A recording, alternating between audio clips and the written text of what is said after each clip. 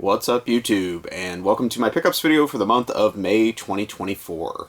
Kind of a strange month that I really didn't do any travel this month. I know that's kind of unusual for me, but I do have some travel lined up in June, so I'm sure things will look a little bit different. But I did get some good stuff this month, actually. Most of these obviously were online purchases. I got a couple things locally or local-ish, but pretty much all this stuff came from eBay and thereabouts. So let's go ahead and get started, and I'll talk about a big game off my want list.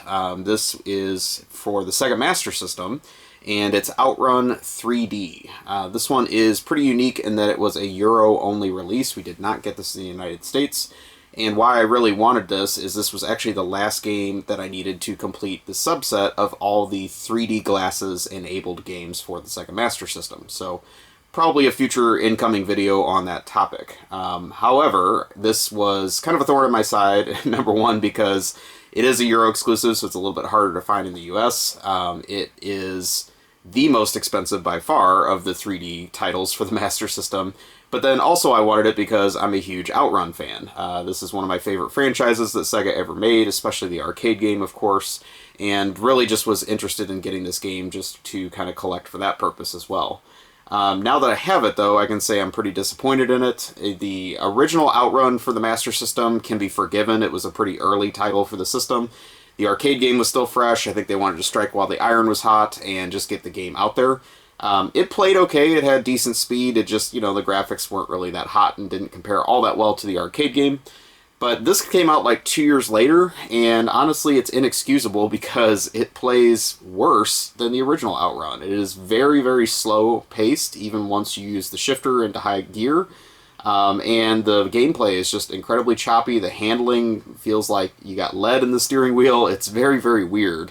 The only thing I could think of is that some of that was developer laziness, but obviously it also had to work with the 3D glasses, so maybe it had to do with some of the limitations of that hardware. So overall, it's not really a great Outrun game, but it also is not a direct variation of the original Outrun or the arcade game either. So I will give it some credit in that they actually did some unique things with the level design, the music. They added some extra songs that you don't get in the arcade game or the original Master System game. And so it's a pretty interesting release, just with some of the things like that were going on. It does also work in 2D mode. If you hold the start or the pause button when you turn the console on, it will default to a 2D mode, so you don't have to use the 3D glasses. But I do like playing with the 3D glasses. Also, I would just say the 3D effect in this game isn't all that hot. It's definitely not the best showcase of the 3D glasses, which actually are a pretty cool piece of hardware. So anyways, kind of a mixed bag. Definitely an expensive title. Came in nice, complete condition, so very pleased with that. And just really happy to get this off my want list because I've been wanting this for quite some time. Also, a shout out to the artwork on it. It is very cool in that it has the Ferrari Testarossa on the cover, which is one of my all-time favorite cars, as well as a Porsche 911. So can't knock that at all. I like the cover art. But happy to get that game, and like I said, if you're interested, I will probably do a collecting subset series video on the 3D titles for the Master System. Next up is a very big surprise, probably to most of you. So I have kind of pumped the brakes on my PS1 collecting for the reason that I pretty much have most of the stuff that I want for the system, with a very few exceptions, at least for the domestic market. But there was one game that I saw randomly in a flea market this month, like an indoor flea market type thing. And I realized, you know what, I don't have that in my collection, and that's kind of inexcusable. And I have a reason for this. So this is Final Fantasy IX for the PS1, the original Black Label version, of course. I never, ever bought this game, and that's very strange because I love Final Fantasy VII. I had it when it first came out. I bought Final Fantasy VIII on the day of release, and I was so freaking disappointed with that game when it came out that I kind of boycotted this game, even though it is very different than Final Fantasy VIII. So I do need to give this a fair shake. I have not yet. I might fall in love with it. We'll see. I know this is considered to be a lot more traditional than some of the more futuristic type stuff of 7 and 8. But man, I felt so ripped off when I got 8. I just really actively disliked that game. And so it just put me off. When this came out, I was like, not even giving it the time of day. I wasn't even going to consider buying this game when it came out. So I might fall in love with this, we'll see, but it does get me close to another subset, which I'm going to probably close the gap on very soon, and hopefully have another video for that as well. I'll let you kind of guess what that might be. So, happy to get this in my collection. It was very cheap at the flea market, so I couldn't put it off any longer. So, definitely a very common game for PS1 that should have been in my collection a long time ago, but for all those reasons it was not. I had a great find on eBay this month. If you watched videos a couple months ago, I found a great Taito RPG box for the original Game Boy in this game called Night Quest, which is a very rare title for the system. And the box was at the Mo Game Con Junior, which is local, that I found for a great price. I already had the cartridge. It came with all the other inserts, but it didn't have the manual. And so I've been on a quest ever since to find the manual. Get it for Night Quest. And so I did get one on eBay this month. Very happy to find this. It's in nice condition.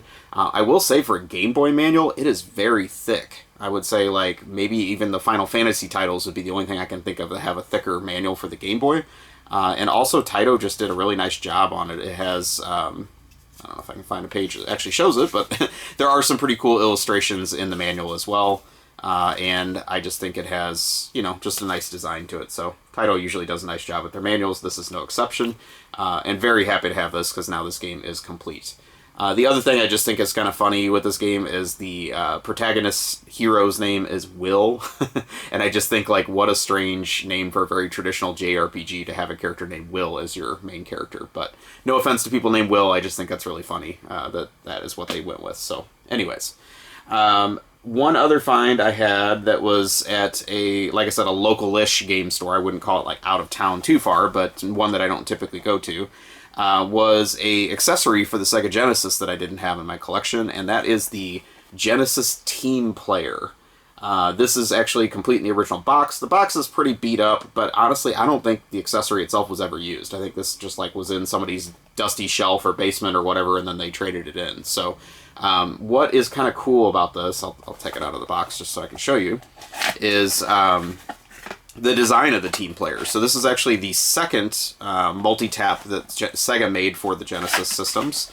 And this one they did some innovative things to make this more compatible than the original multi-tap, or actually it was even called the Team Player, I believe, as well. So this one has obviously, you know, works with 4 players. But it has a selector switch here, which lets you do different functions that work with different games.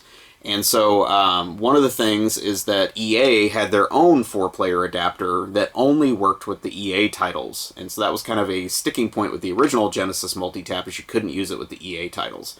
So this one has a switch, which I think is, I don't know if it's the extra or the multi, but it does work with those EA titles if you put it in that mode. And so basically this works with anything that's 4-player on the system, which is kind of cool. The other thing that I think was really unique and what deviates from the original multiplayer is this one has 2 controller cables that you plug in to enable the 4 ports. The original one just had the 1.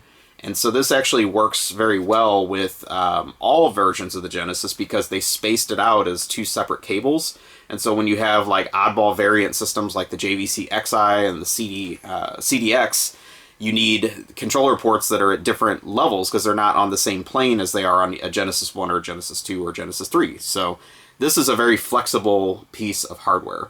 Why did I want this thing? It's not that I'm going to go run out and chase down a bunch of EA sports titles, but I did find there's 3 really cool games that I like on the Genesis and the Sega CD that would work great with this if I wanted to do some multiplayer games. So obviously, big fan of Bomberman. There is Mega Bomberman on the Genesis. There is also Gauntlet 4 on the Genesis, which is an excellent Gauntlet game. And then the other one is Dungeon Explorer on Sega CD. Also supports multiplayer. So definitely things that I would potentially use this for maybe someday. I just thought it'd be nice to have. And just kind of was a bonus that I found one in the box and everything like that. So happy to get that, and I thought I would just kind of tell you some of the things I learned about this piece of hardware because it is pretty unique compared to some of the other multiplayers that are out on the Genesis that came out before it. The last thing I got for the month, these just came in the mail a couple days ago, is a nice lot of mid-90s Game Informers, and I'm going for the full set of all the 90s era Game Informers. I'm definitely not going for all of them, but really the ones I have nostalgia for are the period of games that I like the most. And I have like all the mid to late 90s stuff, and I have all the very early Game Informers from the early 90s, but there's that gap like kind of 94 to 96 where I'm missing quite a few. And so I found a lot of like 17 magazines that I was able to buy. Condition on these was a little spotty, but honestly they'll work as placeholders if nothing else until I get better copies. So I'll run through kind of the titles that are here. I think like 4 or 5 of these total were dupes. So overall most of these I needed, and it was well worth buying them this way. So we start off in 1994. In the 93-94 era, Game Informer was only published bi-monthly, so there's really not that many issues up to the end of 94. And then I think in 95 is when they went monthly. But they had some strange titles on their covers. So this is MLB PA Baseball for the Super Nintendo, which is just kind of a crappy game to put on the cover because it was only licensed by the Players Association, so it had real players in it, but you couldn't put the team names on there. And so you see even in this cover art here, you have like airbrushed out team logos and all that, so it just doesn't really make for a great cover for a magazine.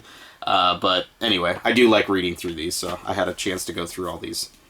Next up is BattleTech. They really like went all out on BattleTech in this episode, or in this issue, talking about like a BattleTech theme park and things like that I guess were really big during the day. But I don't really remember the Genesis or Super Nintendo games being like a big hit or anything like that, so kind of strange that they were hyping that so much.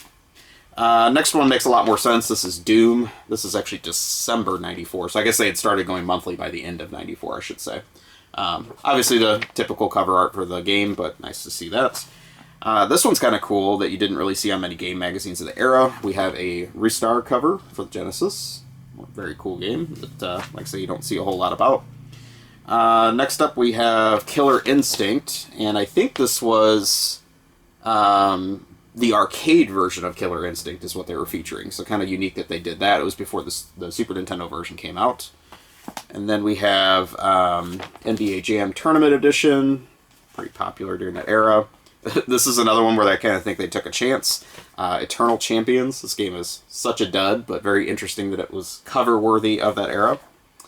I will say these games had a lot of coverage of things like 3DO and Jaguar games, which you didn't necessarily see a lot of in some of the competing magazines.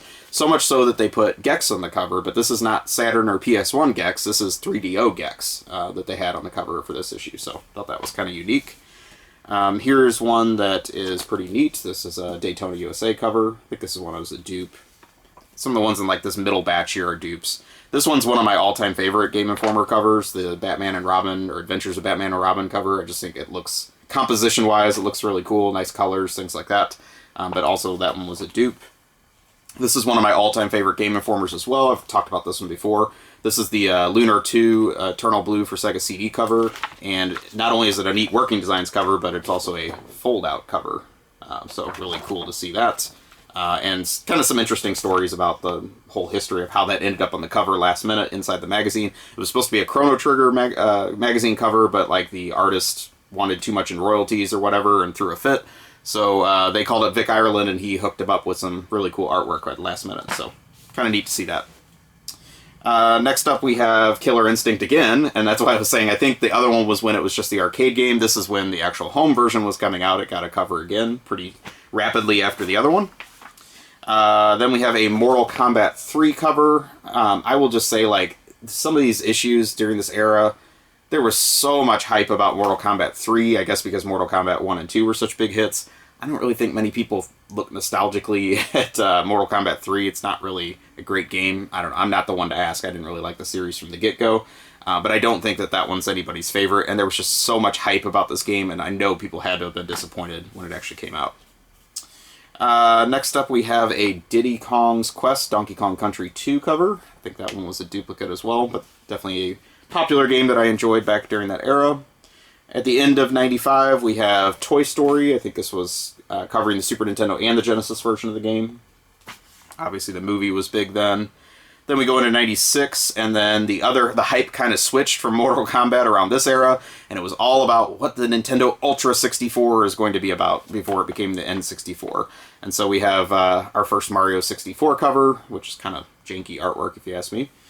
And then we have kind of another weird one. Then, you know, like PS1 was starting to hit the market, and so you have Descent made the cover, which again, like, I don't really think a lot of people are going back and playing Descent now, but kind of interesting to see that. And then finally, and definitely a neat one, but not the best artwork, is a Super Mario RPG cover. So very happy to get a pretty complete run of the 94 to early 96 issues. Again, I still need a few patchwork ones, but definitely gets me a lot closer with that group of magazines for that era. So that about does it. But like I said, very rewarding finds this month, and no, most of it was mail order, but still was cool to get some cool packages overall for the month. So thank you very much for watching. Please take a moment, like, comment, subscribe, let me know what you think, and I will talk to you soon. Have a great day or night, wherever you are.